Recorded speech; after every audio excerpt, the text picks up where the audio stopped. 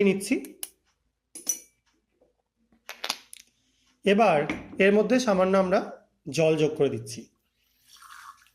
FeSO4 দ্রবণ আগে থেকে তৈরি করে রাখতে পারা যায় না, কারণ তোমরা জানো এটা ক্রমশ তার স্টেট চেঞ্জ করে, জারণ সংখ্যার পরিবর্তন করে, যে কারণের জন্য FeSO4 বেশিক্ষণ রেখে দিলে Fe2SO4 হোল থ্রাইসে কনভার্ট হয়ে যেতে পারে, সেই কারণে এটা করা হয় না।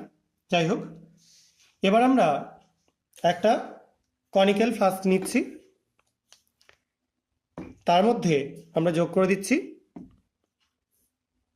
কিছুটা FeSO4 দ্রবণ, তার মধ্যে যোগ করে দিচ্ছি কিছুটা ডাইলিউট HCl। এটা তোমরা H2SO4 ইউজ করেও করতে পারো, কোনো অসুবিধা নেই।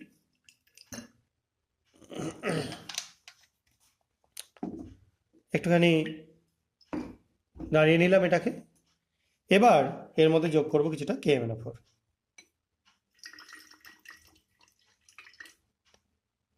দেখো,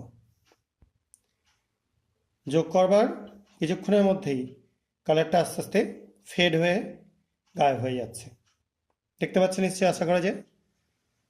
আরও কিছুটা FeSO4 আমি এখানে যোগ করে দিচ্ছি।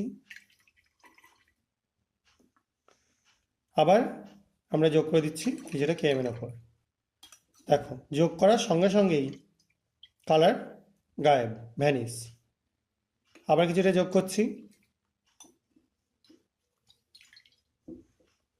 আবার এর মধ্যে কিছুটা FeSO4 যোগ করছি।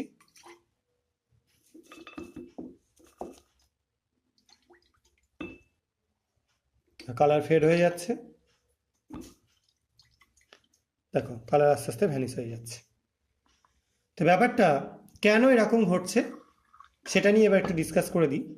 এখানে তোমরা যেটা দেখতে পাচ্ছ সেটা একটা রেডক্স রিয়াকশন, অর্থাৎ জারণ বিজারণ বিক্রিয়া।